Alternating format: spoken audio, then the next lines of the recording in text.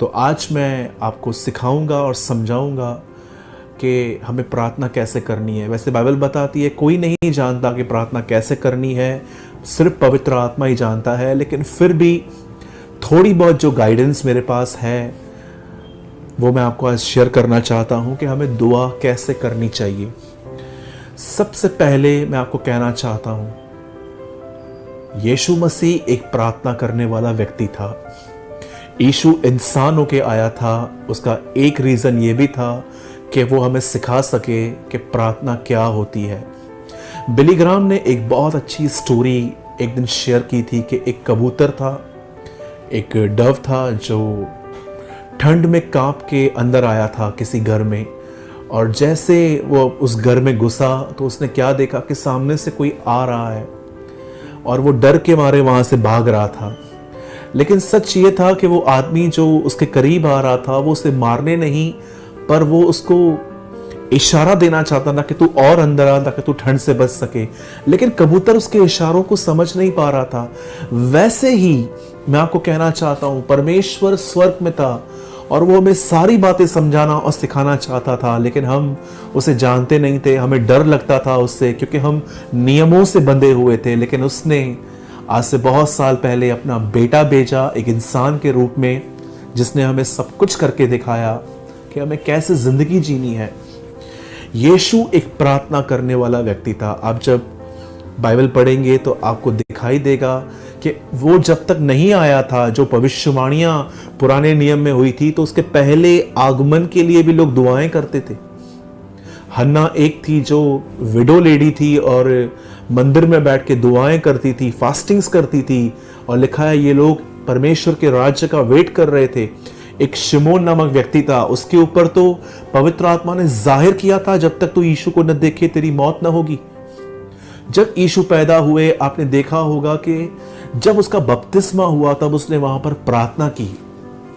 आप और आगे पढ़ेंगे, आपको पता चलेगा जब वो पहाड़ पे गया तो उसने प्रार्थना करना सिखाई, ऐ हमारे पिता तू जो स्वर्ग में है। उसके बाद जब वो उस पहाड़ से नीचे उतरा, आप पढ़ेंगे वहां लिखा गया है कि उसने कहा कि परमेश्वर से प्रार्थना करो ताकि वो अच्छे लीडर्स को भेजे, अच्छे खेत काटने वालों को भेजे जो कलीसिया को प्रॉपर लीड करें। उसके बाद आप देखेंगे कि फरीसियों की गलत प्रार्थना को उसने एक्सपोज किया कि कुछ लोग कहते हैं कि मैं ये करता हूं, मैं व्यभिचार नहीं करता, मैं दशवांश देता हूं, मैं आज्ञाओं को मानता हूं। लेकिन एक पापी ने कहा, प्रभु मैं पापी हूं, मुझ पापी पर दया कर। यीशु ने सिखाया कि सेल्फ राइचस प्रेयर कितनी गलत है। उसके बाद यीशु ने एक और जगह पे हमें सिखाया कि एक विधवा थी जो बार बार न्यायाधीश के सामने जाकर कहती थी मेरा न्याय चुकाए, और मरने से एक रात पहले उसे 3 बार प्रार्थना की, हे पिता ये प्याला हटा दे, फिर भी मेरी नहीं तेरी इच्छा पूरी हो। और जब वो क्रॉस पे गया उसने वहां पर भी यही कहा, इन्हें माफ कर, ये नहीं जानते ये क्या कर रहे हैं। और मुर्दों में से जिंदा होने के बाद बाइबल बताती है वो परमेश्वर के दाहिनी ओर जाके बैठा, और वो आज भी अपराधियों के लिए दुआएं करता है। मेरे भाइयों, मेरे बहनों, आप जब देखते हैं कि जीसस कैसे सामर्थ में मूव होता था, पावर में मूव होता था, उसके पास इतनी सामर्थ होती थी, वो दुष्ट आत्माओं को निकालता था, बीमारों को चंगा करता था, कोढ़ियों को शुद्ध करता था, मुर्दों को जिंदा करता था। मैं आपको बताना चाहता हूं, ये ताकत उसे इसलिए नहीं मिली थी क्योंकि वो उसका बेटा है। ये ताकत उसे इसीलिए मिली क्योंकि वो एक प्रार्थना करने वाला व्यक्ति था। परमेश्वर ने हम सभी को प्रार्थना की आज्ञा दी है। आइए मैं आपके सामने एक वर्ड रख रहा हूं और मैं चाहता हूं आप इस पे ध्यान दें। लूका 18 अध्याय का पहला वचन, यह आपकी स्क्रीन पर है 3 लैंग्वेजेस में। फिर उसने उसके विषय में नित्य प्रार्थना करना और हियाव न छोड़ना चाहिए, इसलिए यह दृष्टांत कहा। अब यहां पर प्रभु यीशु मसीह समझा रहे हैं कि प्रार्थना करनी चाहिए और हिम्मत नहीं छोड़नी चाहिए। अक्सर वो लोग हिम्मत हार जाते हैं जो प्रार्थना करना बंद कर देते हैं, लेकिन जो प्रार्थना करते हैं वो हिम्मत में रहते हैं। वो जानते हैं कि हमने परमेश्वर से बात की है। मैं आज कुछ बेसिक्स थिंग्स आपको मैं समझाना चाहता हूं। सबसे पहले, प्रार्थना क्या है? कई बार जब आप अपने चर्च में जाते हैं और आप देखते हैं कि कोई आदमी प्रेयर कर रहा है और आपको ये ख्याल आ रहे हैं कि इनकी प्रार्थना तो बहुत अच्छी है, मुझे तो इस तरह प्रार्थना करने नहीं आती, आपको इस तरह बिल्कुल भी नहीं सोचना। मैं आपको सिंपल मीनिंग बताता हूं प्रार्थना क्या है, और मैं आज भी इसी तरह करता हूं। जो आपके दिल में है, चाहे कुछ भी हो, वो परमेश्वर को बताना, प्रार्थना करना है। आप खुश हैं, अपनी खुशी खुदा के साथ बांटिए। आप दुखी हैं, अपना दुख प्रभु के साथ बांटिए। इवन आप देख रहे हैं कि आपके पास कोई मित्र नहीं है, दोस्त नहीं है, खुदा से बात करिए। आप जानते हो प्रार्थना आजकल बहुतों ने इस तरह प्रेजेंट की है कि लोगों को लगता है कि ये तो एक बर्डन है, कौन कमरे में जाए, ये करे वो करे। पर मैं आपको बताना चाहता हूं मेरे भाइयों, मेरी बहनों, एक बार सांस लेके देखिए जोर से। शायद इसमें भी थोड़ी ताकत लग रही है। प्रार्थना इससे भी ज्यादा आसान है। प्रार्थना कोई ऐसी धार्मिक क्रियाकलाप नहीं है। प्रार्थना का मतलब है परमेश्वर से बात करना। आप अपने ऑफिस में, आप अपने काम की जगह पर, आप किचन में, आप रास्ते पे चलते हुए, आप गार्डन में वॉक करते हुए, आप जो भी चाहे कुछ कर रहे हैं, आप खुदा से उसी समय दुआ कर सकते हैं। और हमारे प्रभु की सबसे प्यारी बात जानते क्या है? वो अपने बच्चों के लिए हमेशा अवेलेबल रहता है। ये बात अलग है कि कई बार जब वो अपने बच्चों को बुलाता है तो उसके बच्चे बड़े व्यस्त होते हैं, लेकिन वो कभी अपने बच्चों के लिए व्यस्त नहीं होता। ये उसकी एक महान कृपा है हमारे लिए कि वो हमें सुनने के लिए हमेशा तैयार होता है। प्रार्थना का पहला जो मैं आपको बताना चाहता हूं वो ये है, आप प्रार्थना का अर्थ ये जान लीजिए कि जो आपके दिल में है वो परमेश्वर से शेयर करना, प्रार्थना करना है। दूसरी चीज मैं आपको बताना चाहता हूं कि अगर आप कुछ काम कर रहे हैं तो अचानक काम करके दुआ में न बैठे, 2-3 मिनट शांत बैठे, एकदम शांत बैठे। कई सारे लोग जो हैं वो सोचते हैं कि बस मेरी प्रेयर नहीं हुई है, चलो कमरे में चलते हैं और अपनी ड्यूटी पूरी करते हैं जो हम करते आए हैं। जी नहीं, प्रार्थना ऐसे नहीं होती। क्या कहा प्रभु ने एक दिन? ये लोग होठों से मेरा आदर करते हैं परंतु उनके मन मुझसे दूर रहते हैं। जब भी आप दुआ करने जा रहे हैं, एटलीस्ट 2 से 3 मिनट शांत रहिए, अपने आप में आइए और उसके बाद परमेश्वर से बात करना स्टार्ट कीजिए। और एक और चीज जो मैं आपको बताना चाहता हूं वो ये है, पहली चीज मैंने आपको बताई, प्रार्थना अपने आप को प्रभु के सामने उंडेलना है। दूसरी बात यह है कि जब आप कुछ काम कर रहे हैं तो अचानक प्रार्थना करने मत लग जाइए।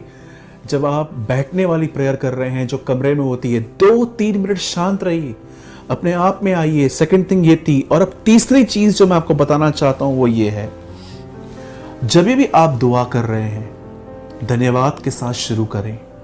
परमेश्वर ने जो भी आपके साथ किया है, आपके लिए किया है, उसके लिए उसका शुक्र करें। कई बार वचन में लिखा है उसके आंगनों में धन्यवाद के साथ जाइए। हमेशा प्रार्थना धन्यवाद के साथ करें। और आगे मैं आपको ये बताना चाहता हूं कि आप अपनी जरूरतों के लिए प्रार्थना कर सकते हैं। आपके पैसों के लिए, फाइनेंस के लिए आप दुआ कर सकते हैं, अपने परिवार के लिए, आपके बच्चों के एजुकेशन के लिए, आपके बच्चों की शादियां अच्छी जगहों पे, इसके लिए। अगर आप बीमार हैं तो अपने लिए। बहुत सारे जो लोग हैं वो इन दिनों में टीच कर रहे हैं कि आपको अपनी ज़रूरतों के लिए प्रार्थना नहीं करनी चाहिए, खुदा को तो ऑलरेडी सब कुछ पता है। पर मैं आपको बताना चाहता हूं परमेश्वर आपकी हर चीज़ में इंटरेस्ट रखता है। वो चाहता है कि आपके पास पैसे हों, वो चाहता है आपके पास सेहत हो, वो चाहता है आपके पास अपना घर हो, और वो चाहता है कि आपके बच्चे अच्छे स्कूल्स में, अच्छे ट्यूशन्स में पढ़ें, और वो ये भी चाहता है कि आपके बच्चों को अच्छी स्टडी मिले। मेरे भाइयों, मेरे बहनों, आप अपने जितनी भी आपकी ज़रूरतें हैं वो उनके लिए भी आप प्रेयर कर सकते हो। लेकिन एक चीज़ मैं यहाँ पर ऐड करना चाहता हूँ कि जब भी आप प्रार्थना करें, अपनी जिस्मानी बातों से ज़्यादा आत्मिक बातों के लिए, स्पिरिचुअल थिंग्स के लिए प्रे करें।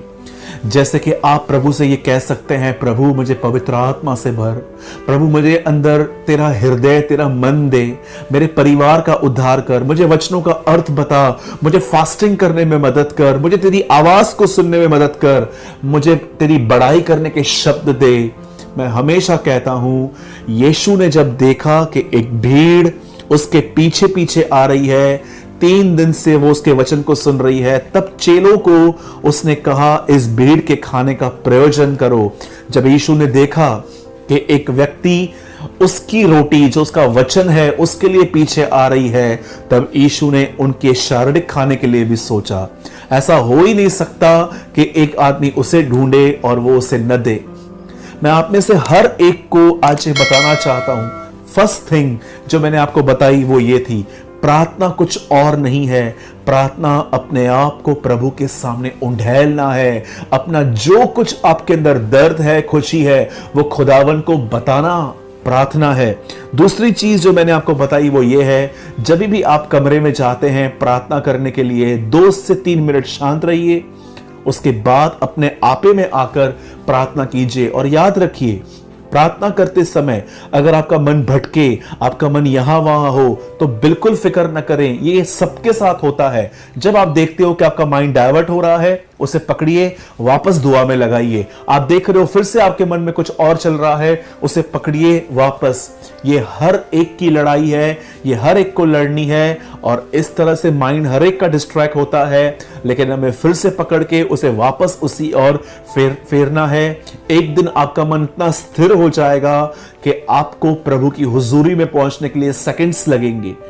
थर्ड थिंग जो मैं आपको बताना चाहता हूं, हमेशा दुआ में उसके उपकारों को याद करके कि वो कैसे आपके लिए मरा, कैसे उसने आपको उस गॉस्पल, खुशखबरी, सुसमाचार दिया, उसके बाद उसने आपके लिए बहुत कुछ किया।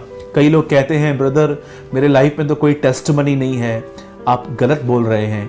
मैं आपको बताना चाहता हूं, एक सबसे बड़ा उसका उपकार हम पर यह है कि उसने हमारे लिए जिंदगी दी है, उसने हमारे लिए खून बहाया है, और सारी बातों के लिए हमें उसकी शुक्रगुजारी करनी चाहिए। चौथी चीज जो मैंने आपको बताई वो ये है कि आपको अपनी जरूरतों के लिए प्रार्थना करनी चाहिए, अपने फाइनेंशियल नीड्स के लिए, अपने बच्चों के लिए, अपनी पर्सनल लाइफ के लिए आप दुआ कर सकते हो, इसमें कोई गलत बात नहीं है। और फाइनल, आपको इन सारी बातों से बढ़कर आपको अपनी आत्मिक उन्नति के लिए दुआ करनी चाहिए। और हां, एक चीज मैं इसको नियम नहीं ठहराता, अगर आपको लगता है कि आपसे कोई पाप हो रहा है, वो खुदा के सामने जरूर कन्फेस कीजिए। मैंने पहली पॉइंट में आपको कहा कि परमेश्वर के साथ आप सब कुछ शेयर कर सकते हो। ऐसा तो हम में कोई है नहीं जो कहे मुझसे पाप नहीं होता। अपने पाप को उसके सामने उंडेल दीजिए, और मैं बिलीव करता हूं यीशु वो मेमना है जो हमारा पाप उठा ले जाता है। मेरे भाइयों, मेरी बहनों, एक सिंपल प्रेयर मैंने आपको बताई। अब एक और चीज जो मैं आपको बताना चाहता हूं वो ये है, कुछ लोग कहते हैं ब्रदर प्रार्थना किस पोजीशन में करनी चाहिए, बैठकर, नीज पे आके, या आप ऐसे दोनों पैरों को ज्वाइन करके, कैसे हम कर सकते हैं? तो मैं आपको एक चीज बताता हूं। यीशु ने गसमनी में घुटनों पे प्रार्थना की। आप एक और चीज जगह पढ़ोगे कि डिसाइपल्स कई बार प्रेरितों के काम में खड़े होकर प्रार्थना कर रहे थे। और आपने एलीशा को देखा होगा, जब एक बच्चा मर गया तो वहां पर घूम फिर के प्रार्थना कर रहा था। बाइबल में हर प्रार्थना क्यों दी गई है? घुटनों पर, पैरों के बल, या नीज पे बैठकर। मैं आपको कहना चाहता हूं, आप जैसे चाहें आप प्रार्थना कर सकते हैं। मैं एक बार एक चर्च में गया था, तो उन्होंने कहा घुटने टेको। मैंने कहा ओके, मैं घुटनों पे आया, मैंने प्रार्थना की। फिर बीच में उन्होंने फिर से कहा घुटनों पर आओ। मैंने कहा ठीक है, फिर से मैं घुटनों पे आया। लास्ट में जैसे मैंने प्रीचिंग पूरी की तो उन्होंने मुझे फिर से कहा घुटनों पर आओ। 3 बार एक सभाओं में मुझे घुटनों पे लाया गया। अब मैं इसके खिलाफ बिल्कुल भी नहीं हूं, बहुत अच्छी बात है अगर आप घुटनों पे आ रहे हैं तो।